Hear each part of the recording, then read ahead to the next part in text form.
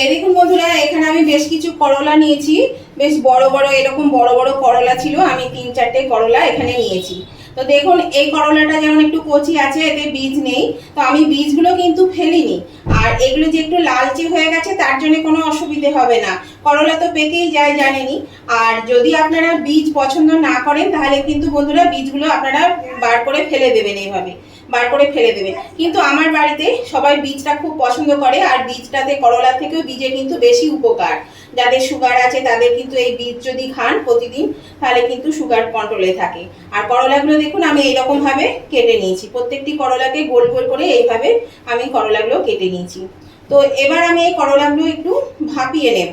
এরকম বন্ধুরা, এই ডেকচির মধ্যে আমি জল দিয়ে দিচ্ছি, জলের মধ্যে দিয়ে দিচ্ছি সামান্য নুন। আগে একটু নুন দিয়েছিলাম আর এখন একটুখানি নুন দিলাম। তো এবার আমি এই যে করলাগুলো দিয়েছি, করলাগুলো কিন্তু কেটে রাখলাম, এই করলাগুলো আমি এর মধ্যে দিয়ে দিলাম। করলাগুলো কিন্তু একদম বেশি সেদ্ধ করব না, জাস্ট একটু ভাপিয়ে নেব, মানে যেই জলটা একটু ফুটে যাবে সঙ্গে সঙ্গে কিন্তু নামিয়ে নেব। এই একটু আমি নেড়ে দিচ্ছি, একটু খুন্তির সাহায্যে এগুলোকে ডুবিয়ে দিলাম এর মধ্যে ভালো করে। এই 1 থেকে 2 মিনিটের মতো করলাগুলো একটু আমি এখানে ভাপিয়ে নেব, জলটা ফুটলেই কিন্তু নামিয়ে নিচ্ছি। এরকম বন্ধুরা ফুটে গেছে, আমি গ্যাসটা অফ করে দিলাম। এবার আমি এগুলো করলাগুলো জল থেকে ছেঁকে তুলে নিচ্ছি। জল যেন না থাকে সেদিকে খেয়াল রাখতে হবে। এরকম বন্ধুরা কড়াতে আমি তেল দিয়ে দিয়েছি, তেলটা গরম হয়ে গেছে। এর মধ্যে দিয়ে দিলাম সামান্য একটু নুন আর দিয়ে দিচ্ছি সামান্য একটু হলুদ। এবার আমি এই যে করলাগুলো সেদ্ধ করে নিয়েছি, ভাপিয়ে নিয়েছি, করলাগুলো আমি একটু ভেজে নেব।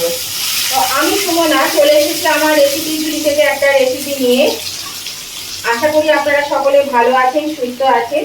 আমার সকল বন্ধুদের আমার পরিবারে স্বাগত জানিয়ে আমি আজকে রেসিপি শুরু করছি। আমি আজকে এই যে করলা রেসিপিটা আপনাদের দেখাবো বন্ধুরা, এটা ভীষণই সুস্বাদু আর একদম মানে নতুন ধরনের একটা রেসিপি। আপনারা এর আগে এভাবে করে খেয়েছেন কিনা আমি জানি না, তবে এটা খেতে ভীষণ সুস্বাদু হয়, ভীষণ ভালো লাগে। যারা করলা খেতে পছন্দ করেন না তারাও কিন্তু এটা মানে কেটে কুটে খেয়ে নেবেন, আর একবার খেলে কিন্তু বারবার খেতে যাবে। তো এই যে করলাটা পেটোর জন্য অনেকেই কিন্তু করলা পছন্দ করে না, কিন্তু এই যে জলটা যখন আমি ভাপিয়ে ফেলে দিলাম তখন কিন্তু করলা পেটো ভাবটা অনেকটাই চলে যায়। সেই জন্য কিন্তু এই করলাটা কিন্তু একদমই পেটো হবে না, মানে বেশ ভালো লাগবে খেতে। যারা পছন্দ করেন না তারা এইভাবে রান্না করে খাবেন, দেখবেন খেতে কিন্তু খুব ভালো হয়। তো করলাটাকে আমি ভালো করে এবার একটু ভেজে নেব, একদম কড়া করে ভাজবো না, কিন্তু বেশ ভালো করে একটু ভেজে নিতে হবে। এরকম বন্ধুরা করলাগুলো কিন্তু ভাজা হয়ে গেছে। এগুলো কিন্তু ডিপ ফ্রাই করবেন না, মানে বেশি কড়া করে ভাজবেন না। করলা বেশি কড়া করে ভাজলে কিন্তু করলার গুণাগুণটা নষ্ট হয়ে যায়, সেজন্য সবসময় একটু হালকা করে ভাজবে। তো আমি এবার গ্যাসের আঁচটা কমিয়ে দিয়ে আমি করলাগুলোকে সব তুলে নিচ্ছি। এরকম বন্ধুরা কড়াইয়ে আমি তেল দিয়ে দিয়েছি, তেল গরম হয়ে গেছে। এর মধ্যে 3 টুকরো শুকনো লঙ্কা আর 1/2 চামচ সাদা জিরে আমি দিয়ে দিলাম। এই জিরেটা লঙ্কাটা একটু নেড়ে নেব, একটা সুন্দর গন্ধ ওঠা অবধি। জিরেটা ভাজা হয়ে গেছে বন্ধুরা, এখানে আমি পেঁয়াজ কুচি নিয়েছি, এখানে এই পেঁয়াজ কুচিটা দিয়ে দিলাম। একটা বড় সাইজের পেঁয়াজকে আমি কুচি করে নিয়েছি। এই পেঁয়াজ কুচিটা দিয়ে আমি এটা এবার একটু ভেজে নেব। পেঁয়াজটা বেশি ভাজার দরকার নেই, হালকা একটু কালার এলেই হবে। এর মধ্যে দিয়ে দিচ্ছি সামান্য একটু নুন দিয়ে দিলাম, আর দিয়ে দিচ্ছি সামান্য একটু হলুদ গুঁড়ো। এরকম বন্ধুরা পেঁয়াজটা এর থেকে আর বেশি এখন ভাজবো না। এর মধ্যে দিয়ে দিচ্ছি একটা বড় সাইজের টমেটো, একটু কেটে রেখেছিলাম, ডুমো ডুমো করে টমেটো দিয়ে দিলাম। আর দিয়ে দিচ্ছি এখানে এই ছোট ছোট 4টে লঙ্কাকে একটু কুচি করে নিয়েছি, লঙ্কাটা আমি এর মধ্যে দিয়ে দিলাম। একটু ঢাকা দিয়ে দেব, তাহলে টমেটোটা ভালো সেদ্ধ হয়ে যাবে। এটা ঢাকা দিয়ে আমি 2 মিনিটের মতো রেখে দিচ্ছি। এরকম বন্ধুরা আমি ঢাকাটা খুলে দিলাম। এবার আমি এটা একটু ভালো করে নেড়ে নেব। এর মধ্যে এবার আমি দিয়ে দিচ্ছি 1 টেবিল স্পুন আদা বাটা।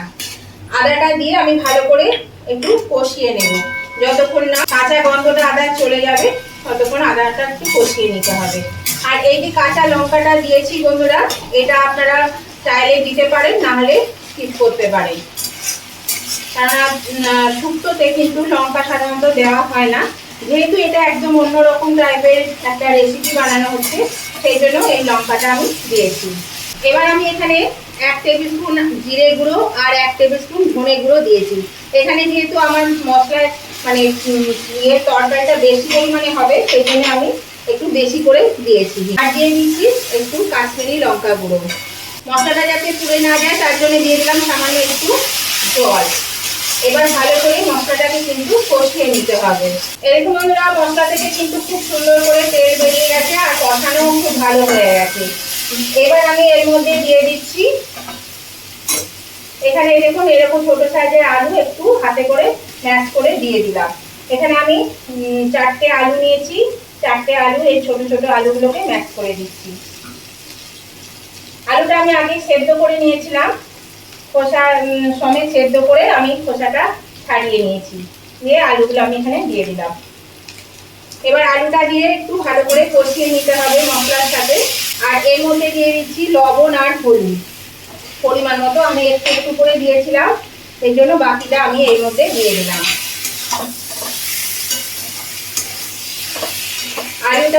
আলুটা দিয়ে খুব ভালো করে কিন্তু একটু কষিয়ে নেব। এবার এখানে দিয়ে দিচ্ছি কসুরি মেথি। কসুরি মেথিটা কিন্তু এই রান্নায় দেবেন, তাহলে খেতে কিন্তু বেশ ভালো হয়, স্বাদ হয় ভীষণ সুন্দর, খুবই ভালো লাগবে খেতে। কসুরি মেথিটা আমি এর মধ্যে দিয়ে দিলাম। হাতে আলুটা একটু গুঁড়ো করে নিয়েছিলাম, দিয়ে দিলাম। আলুটা কিন্তু বেশ কষানো হয়ে গেছে। এর মধ্যে আমি এখানে 2 কাপ দুধ নিয়েছি, এখানে আমি দুধ দিয়ে দিচ্ছি। এটা কিন্তু দুধ দিয়ে রান্নাটা হবে বন্ধুরা, আর বেশি ঝোল হবে না, অল্প অল্পই ঝোল হবে, বেশ মাখা মাখা টাইপের হবে। এখানে আমি দুধটা দিয়ে দিলাম। এই দেখো বন্ধুরা ঝোলটা ফুটছে। এবার আমি এখানে দিয়ে দিচ্ছি এই 1 চামচের 1 চামচ চিনি। এই একটু চিনিটা দিলে পরে কিন্তু ব্যালেন্সটা ঠিক থাকে, সেই জন্য দিয়ে দিলাম চিনি। এবার চিনিটা দিয়ে একটু নেড়ে দেব। নেড়ে দেওয়ার পরে আমি এই যে করলাটা ভেজে রেখেছি এই করলাটা আমি এর মধ্যে দিয়ে দিচ্ছি। এটা কিন্তু একদম ভিন্ন স্বাদের একটা রেসিপি বন্ধুরা, অবশ্যই আপনারা করে খাবেন, দেখবেন খেতে ভীষণ ভালো হয়, ভীষণ স্বাদ হয়। আর যারা করলা খেতে পছন্দ করেন না তারাও কিন্তু চেটে পুটে এটা। এরকম বন্ধুরা আমি ঢাকাটা খুলে দিলাম। এখানে আমার ভিডিওটা বন্ধ হয়ে গেছিল বন্ধুরা, আপনারা যতদূর দেখলেন করলাটা দিয়েছি।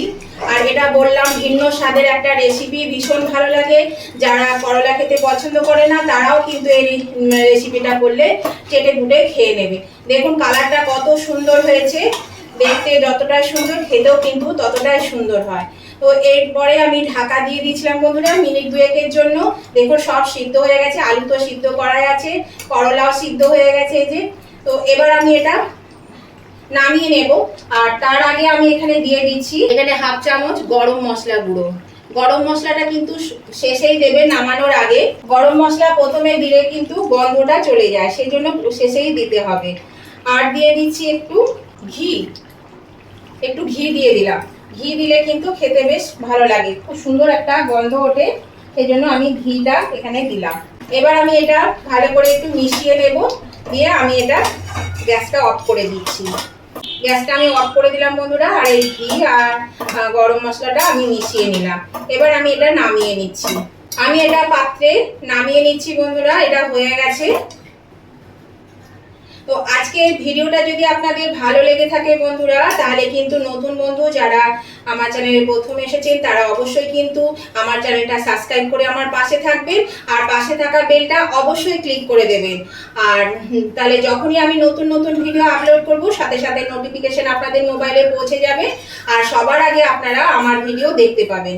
আর আমার উভয় বন্ধুদেরকেই বলছি আজকের রেসিপিটা যদি ভালো লেগে থাকে, পছন্দ হয়ে থাকে, তাহলে দেখতে দেখতে যদি এখনো লাইক দিতে ভুলে গিয়ে থাকেন বন্ধুরা, তাহলে অবশ্যই লাইক বাটনটা একটু প্রেস করে দেবেন। আপনাদের একটা লাইক আমাকে এগিয়ে নিয়ে যেতে অনেকটা সাহায্য করে। আর যদি ভালো লেগে থাকে, খুব ভালো লেগে থাকে, তাহলে পরে অবশ্যই কিন্তু আপনাদের বন্ধু বান্ধব আত্মীয় স্বজন সকলেই যাতে পেয়ে যায় তার জন্য একটু প্রচুর পরিমাণে শেয়ার করে দেবেন, তাহলে সবাই এই রেসিপিটা পেয়ে যাবে। আর কেমন লাগলো আজকের এই রেসিপিটা সেটা জানাতে কমেন্ট করতে ভুলবেন না। অবশ্যই কমেন্ট করে জানিয়ে দেবেন কেমন হয়েছে আজকের রেসিপিটা।